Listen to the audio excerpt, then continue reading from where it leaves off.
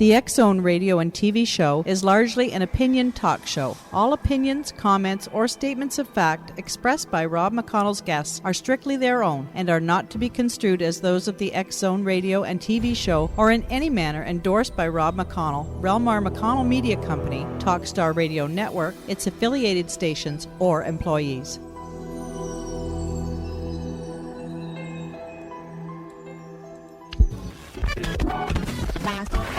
All Hit Radio.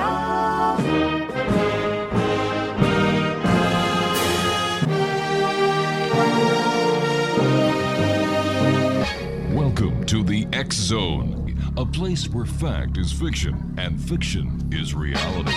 Now, here's your host, Rob McConnell.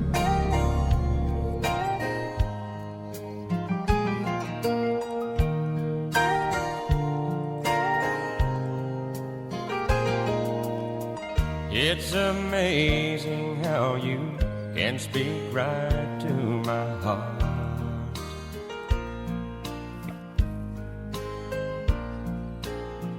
Without saying a word, you can light up the dark.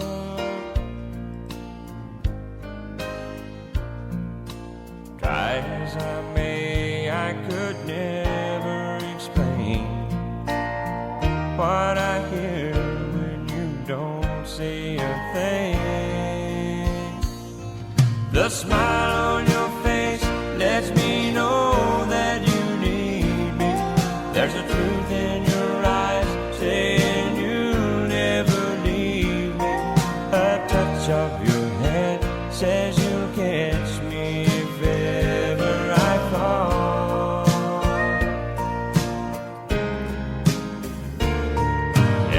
Say it best when you say nothing at all. Welcome back to the X Zone, everyone. My name is Rob McConnell, coming to you from our studios in Hamilton, Ontario, Canada.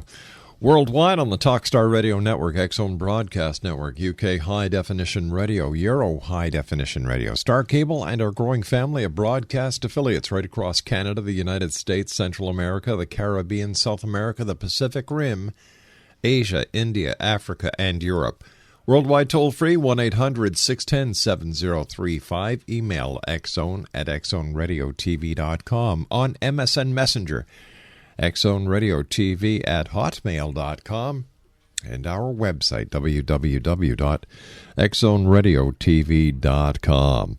Exo Nation, just imagine yourself being connected to an infinite source of loving energy and feeling whole, happy, and content. Imagine experiencing life as a source of limitless creative possibility. Well, my guest this hour, Susyn Reeve, contends that all of us have a wellspring of limitless creativity and drive within to achieve that sense of fulfillment.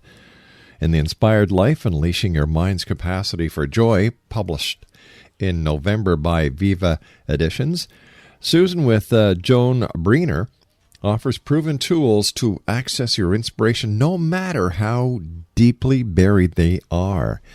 Now, Susyn is the co-founder of the selfesteemexperts.com, an award-winning author of Choose Peace and Happiness. She has 35 years of experience as a coach, corporate consultant, and InterFaith Minister. And joining me now is Susyn Reeve. And Susyn, welcome to the X Zone.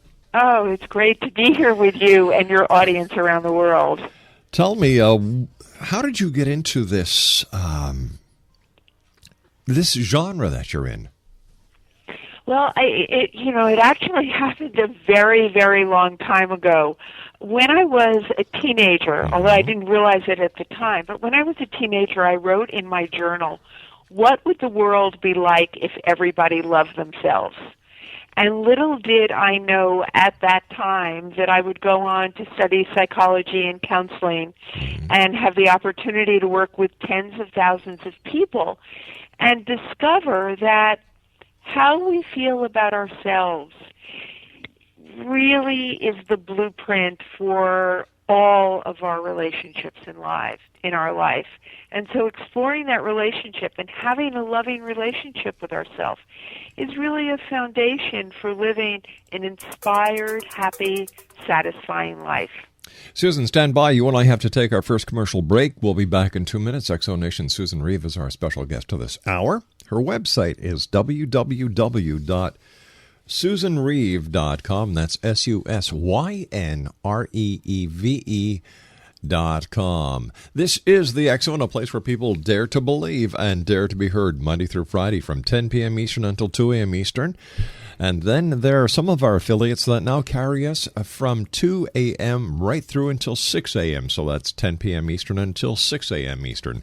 1-800-610-7035, worldwide toll-free. Email exxon@exxonradiotv.com. Don't forget, coming this December, the Exxon Radio and TV show live around the world on TV. We'll be back on the other side of this break with Susyn Reeve as the Exxon continues from our studios here with yours truly, Rob McConnell, in Hamilton, Ontario, Canada. Don't go away.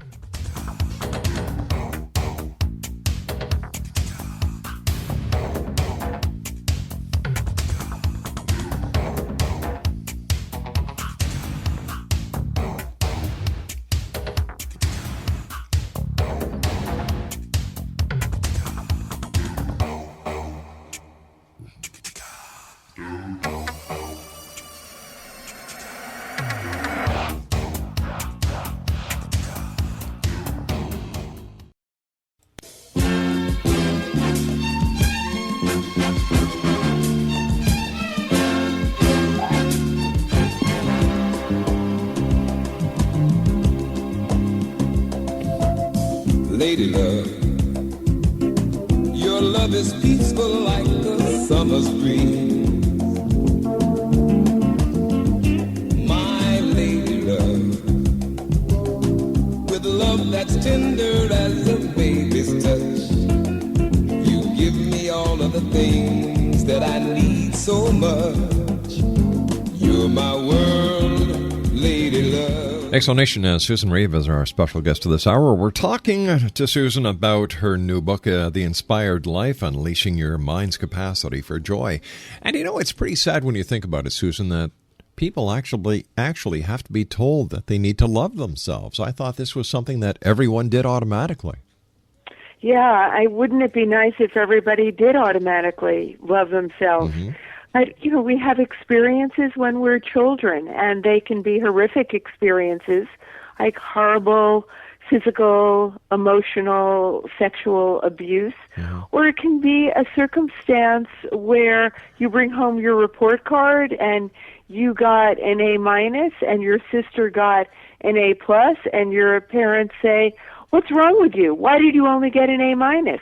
And you begin to internalize this sense of, I'm not enough, there's something wrong with me, and start comparing yourself to your older sister or to other people in your class. But is this sibling rivalry the norm, or is this the exception to the rule?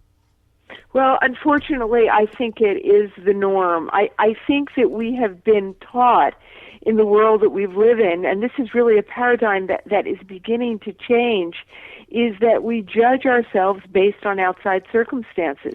We compare ourselves to other people all the time. The media is constantly throwing us images of celebrity where we wish to be that person, own what that person owns. Well, wait a sec. Hold on here. You know, Sure. Blaming the media doesn't sit well with me, because if people didn't have their own problems, then they wouldn't have to try to live other people's lives. I think there's a problem within the system, and I think that the media is just, it's a marketing tool, because here you are on the media promoting your book. So if you're saying that the media is part of the problem, then how can you have a double standard? You're promoting your book on the media. I think wherever people are is part of the problem. Mm-hmm. And the media is simply one example, just as this is an example of a new paradigm, a new way of thinking, a consciousness that has our thoughts I think about myself, rather than images that I see outside of myself, or even opinions of others that I see outside of myself as being the truth that I take on for myself. Is it possible that the problem actually lies in the scholastic and the school systems that we have today, where it's allowed to have the rivalry? Kids are allowed today to wear $100 sneakers. They're allowed to wear their hats cockeyed. They're allowed to use their cell phones. They're allowed to text, instead of the school system taking control and say, hey, not while you're at school. And that spills over into the home life. Well, I think that is one place that reinforces that sense. But I really think this comes from a mindset that quite honestly, I think it comes from a mindset of believing that there is a God outside of us that is judging us to be good or bad or right or wrong. So you're saying it's religion's fault? I'm really not saying that it's anybody's fault. I'm saying that consciousness is constantly in the state of evolving. And that I was certainly born into a time in the world where I learned there was a man up in the sky, and my behavior was being judged all the time as good or bad or right or wrong. And I could never quite live up to the standard.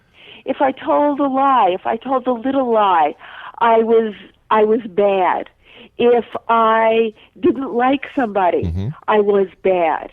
And what I see going on in the world now, and what I've seen going on in my lifetime, is that consciousness has evolved to the point where there are more and more people who believe that I am an expression of the loving energy of the universe. I am an expression of God, and that energy moves and lives in and through me. Can we say then that today's consciousness is actually yesterday's morality?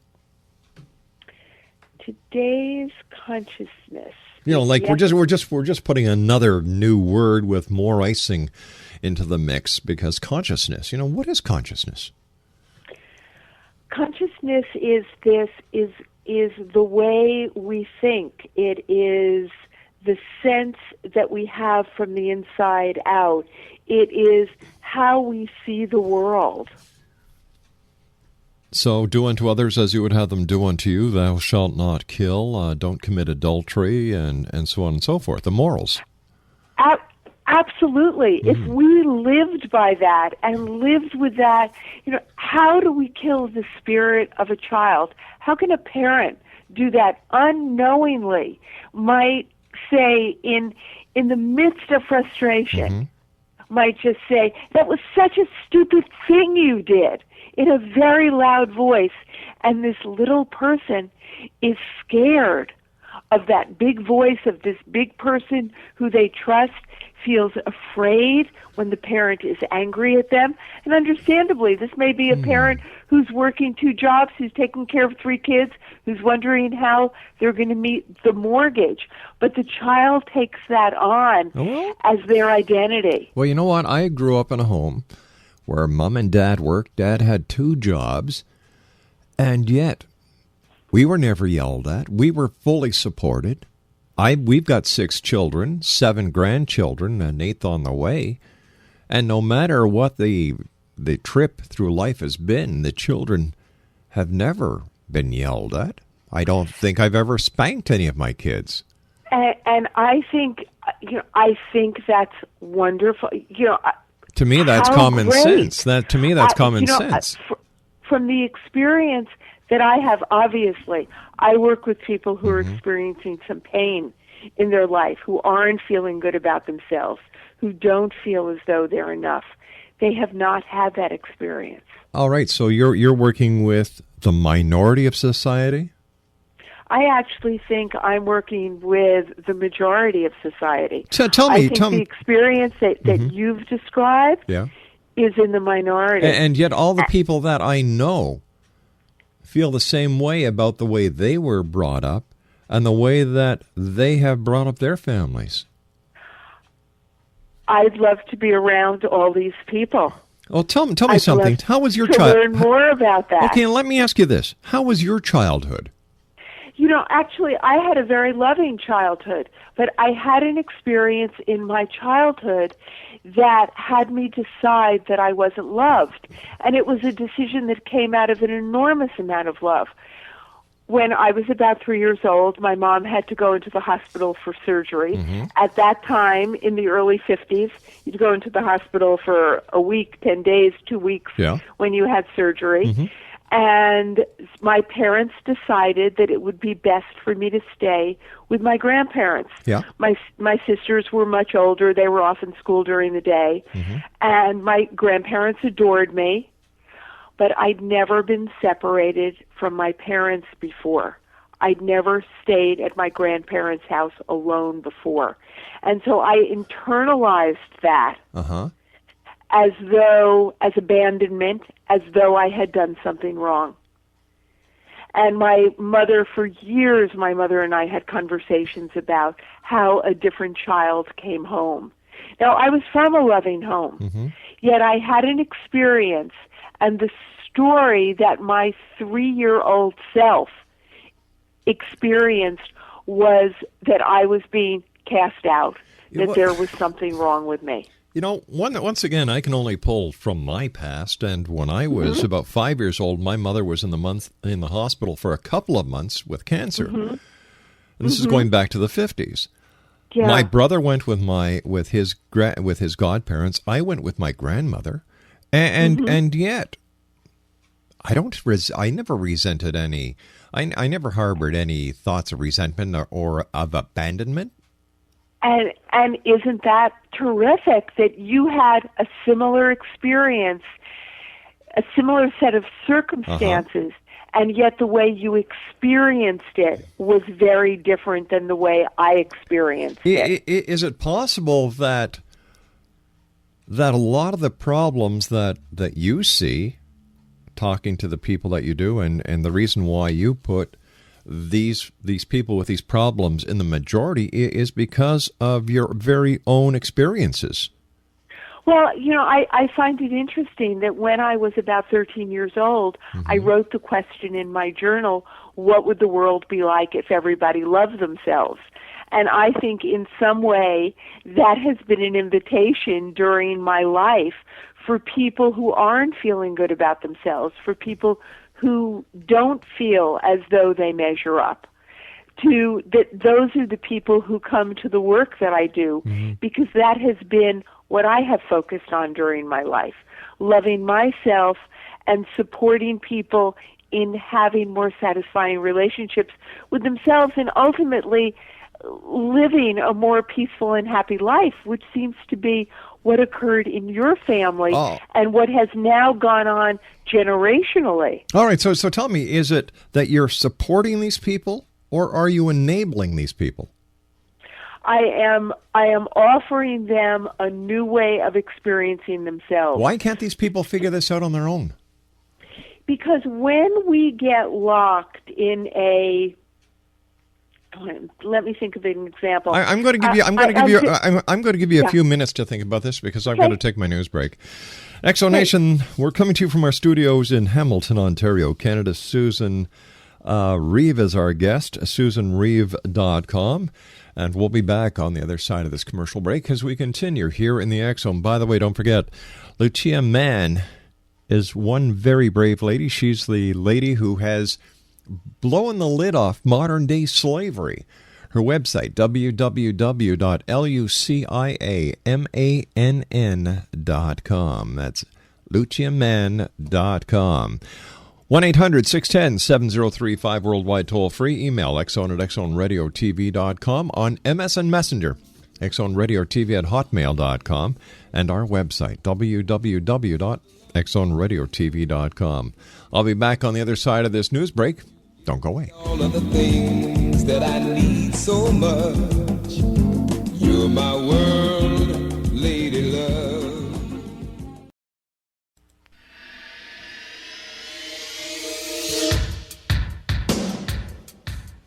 My name is Michael Telstar, Canada's leading mentalist from Toronto, Ontario. My name is Splenda, and you're listening to my dad, Rob McConnell, on the Exxon. This is Psychic Dorothy from St. Catharines, and you're listening to Rob McConnell. Hello, my name is Holly Reeves, an astrologer from Astro For You, and you're listening to Canada's #1 paranormal radio show, The X Zone, with Rob McConnell. Welcome to The X Zone, a place where fact is fiction and fiction is reality. Now, here's your host, Rob McConnell.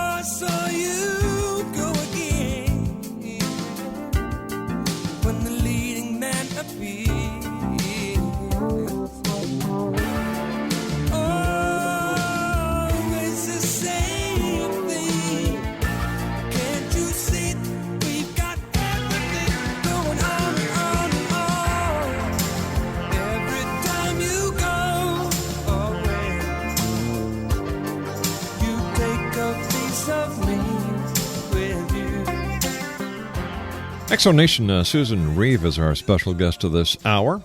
Her website is www.susynreeve.com. That's SUSYNREEVE.com. And we're talking about the inspired life, unleashing your mind's capacity for joy. All right, Susyn, why is it that certain people just do not have the ability to unleash the joy that we all have in us? Well, it's because the programming, the beliefs that they have about themselves and others and life are really based on this sense of victimization. They feel as though things are done to them. They feel powerless to change the circumstances of their life. And these beliefs are like the programming that are in our computer. And we operate on that programming. And until those messages, that internalized beliefs are until we first become conscious of them and then choose beliefs that really support the life we desire, we repeat the same patterns over and over and over again. Now, where did you go to school to learn to do what you're doing? Do you have a degree in psychology? Have you taken? Yes. You do. Okay. Yes. And as you were taking your course, were you noticing different behaviors in the people around you? What I noticed is that most people that I knew were always wondering about what other people thought about themselves and how they fit in, using some kind of outside standard of judgment. Okay. So why do you think that this is happening? Is this an unknown phenomenon that's going on beneath the covers in Middle Home, USA? I think it's going on all over the place. I think that we are just beginning to see, with the convergence of spirituality and science, the power of our thoughts, that we are all really composed of the same basic energy. We are energy. And that our thoughts influence the experience that we have. And I think that I had a conversation with my 10-year-old granddaughter the other morning. She was very upset about something. And I said to her, well, what's a new thought that you can have about this situation? And she said to me, well, yeah, the thoughts aren't going to make any difference. This is the feeling that I'm having. And I feel really sad and angry and frustrated. And what I said to her is, thoughts come before our feelings, whether or not we are conscious of the thoughts. And so the programming gets installed when we're very young. Apparently you grew up in a family where there was this great sense of of love. Mm-hmm. It also would, I am generalizing from that, there was a great sense of safety Mm-hmm. in that, a sense of support in that, and I would imagine that with all of that, that you were each supported in living whatever your particular dreams are. Well, you know, my belief is that the only difference between a dream and reality is just making it happen. Exactly. And there are some people who don't believe that they have the ability to make things happen. They have an idea. They have a dream. They take a step toward that dream. They meet a block in the road. And instead of saying, let me examine that block for a moment. Let me see if there's a way in, above, around, through it. Right. Instead, they say, the universe this must be a message from the universe that I'm not meant to do this. Well, you know, in life there are leaders and there are followers. Not everybody is born to be a leader. We need the followers. We need the dishwashers, you know. Absolutely. But I do think we need to take responsibility for being the leaders in our own life. And we also have to accept responsibility for our own actions. Absolutely. And some of that means learning how our brain works, learning the power of our thoughts, learning what the creative process is, learning to let go, to forgive, to be grateful. Because if I'm carrying around what happened to me when I was 3 years old, then I'm always going to feel this sense of abandonment and unhappiness in my life. All right. Let's just get back to this thing about abandonment at 3 years old. Mm-hmm. Why didn't you realize that when your family unit came back together again, that the issues of abandonment were created by your own insecurities? Because I was 3. And I didn't have the capacity to understand that. Then how is it at the same age of 3 years old you felt abandoned? Because I was scared. Okay, but when the situation came back to normal. Because what meant safety to me, it was as though the rug was pulled out from underneath me. My mom was crying. I wasn't used to that experience. I was being taken away from her. And suddenly I was away from all of the symbols and all of the people who represented safety to me. Okay, now so was that the only time in your life that happened? I'm sure it's happened at other times, but that nothing so experience pivotal. was so significant that my mom said for years a different child came home. All right, so why was it then after your mom came back, your family was back to the family unit it was prior to your mom going in the hospital, that you as a child didn't realize or have the feeling of comfort and security that you had before? Because I experienced that separation as a trauma, and it continued to live in me. And until I was older, and I got not just in my mind, but really got in my being. They really loved me. They didn't do this to hurt me.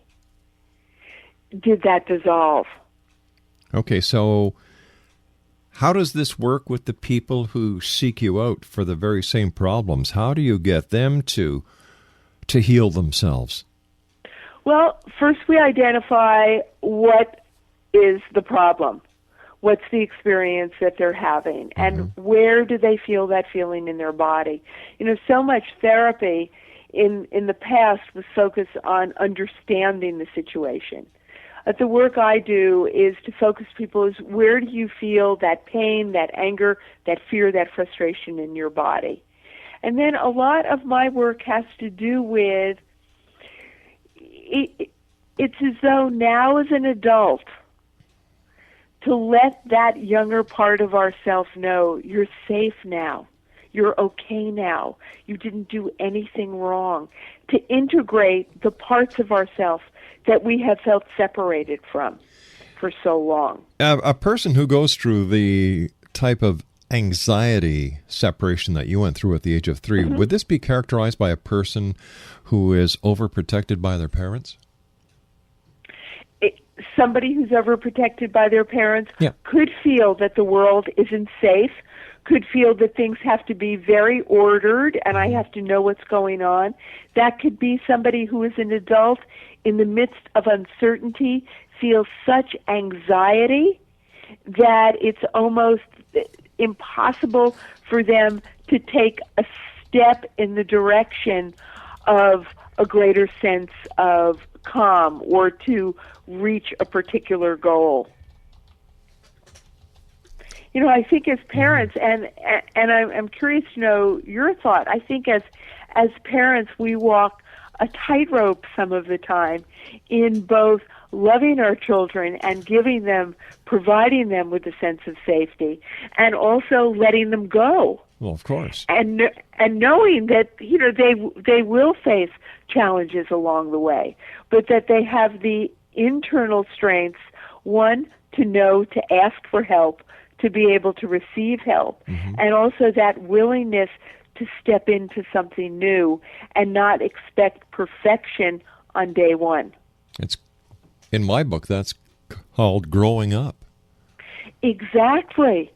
There are a lot of parents who don't really know very much about parenting. You know, we need a driver's license to drive a car, but we really don't need any kind of license or certification or training to be parents. We learn it from our parents. And, you know, what you've learned from your parents and you've passed on to your kids who are now passing it on to their kids, how that gives me such hope. I'm inspired by that. And yet, to me, it's common sense. It has nothing to do, I thank you for your compliment, but to me, it's just common sense. And this was nothing that I just saw in our home. Where I grew up, the people that I grew up with, my friends, the people I went to school with, the people I went through elementary school with, high school, university, these are the type of families that these people came from. So what is so different about today's family compared to the family of the 50s? Well, there are so many families that are not intact anymore. There's been enormous amount of divorce that's gone on in families. Light has shown on various kinds of abuses.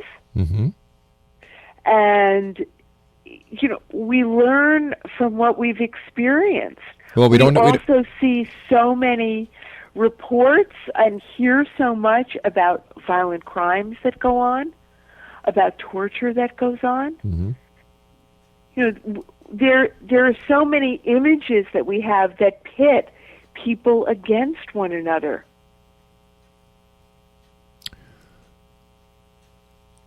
How does a major crime that is committed in another city, another country, affect me and my family and the way that my family... Somebody can hear about it and it could frighten them. Oh, come on. I think that there's a little something here that I'm not understanding. Like, you know, society isn't as sensitive as I think you're making it. You know, the world is a real place out there. And if something happens, come on, you mean that people get traumatized by major events that happen in other parts of the world? Major crimes? Absolutely. Then they've got to start sucking it up and get a grip of themselves. And yes, and exactly. And in order to suck it up, you just can't pretend that fear doesn't exist within you. We really have to acknowledge the truth of what we're feeling and acknowledge that we do not have to carry these wounds around with us. So many people in the world are walking around as the walking wounded, and they strike out against others. People take what people say personally. Somebody says that they have a different opinion, then people get scared to speak up. It's not safe for me to speak up. I work in organizations. I just worked with some clients last week who said that, I'm scared to speak up in meetings because, what if somebody disagrees? Well, what if somebody disagrees? It's just another opinion. It really isn't an indictment against you. It sounds more like that we need to become babysitters for the other part of society who do not have the abilities to think for themselves and act mature. Well, I wouldn't call it babysitting. I would call it, we need adult training. We need work on how do we nourish ourselves in feeling good about ourselves, in acknowledging our gifts, talents, skills, and abilities, and using them and sharing them, and being part of community where we support one another instead of being in competition with one another. I remember when I started my consulting practice in 1980, and I was sharing some of my work with somebody. All right, I hate to do this, Susan, but we've just run out of time. I want to thank you so much for joining us. I don't know. I just can't put my head around this. But anyway, Exo Nation, www.susynreeve.com. That's SUSYNREEVE.com. Something doesn't make sense to me here. 3-year-old child is traumatized, affects her for the rest of her life until she's old enough to become a psychotherapist or whatever her profession is. She's an author, and I wish her the best of luck, but to me, makes no sense. I'll be back on the other side of this break. This is the Exxon. My name is Rob McConnell. Don't go away.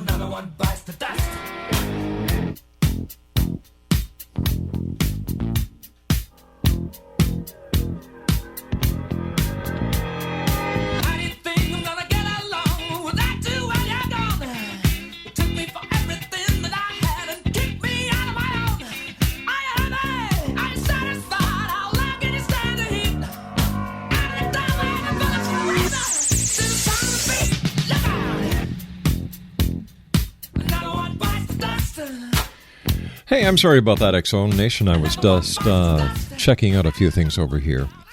Past guest was Susyn Reeve, and I don't know. There's something in that whole conversation that I just can't put my head around. I disagree with Susyn. I believe that the dysfunctionality of the people that she is claiming that are the majority are actually the minority. As I was telling Susyn during her interview,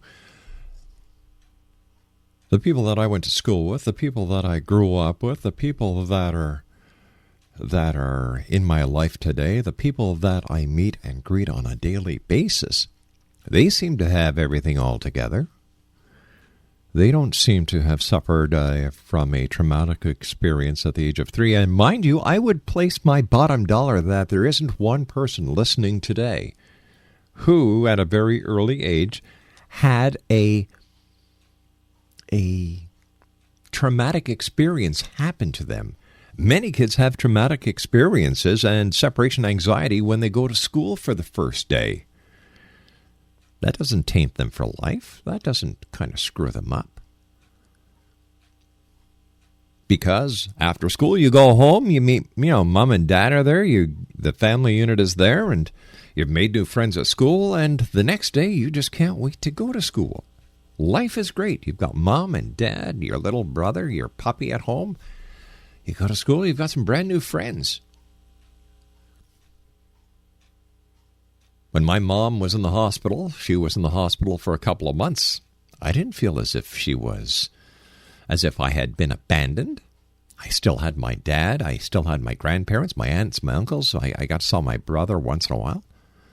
I didn't feel as if I was abandoned. And when Mom got out of the hospital and we were all able to become a family unit again, life was great again. Life was great with my grandparents.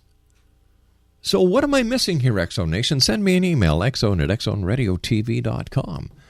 That's exxon@exxonradiotv.com.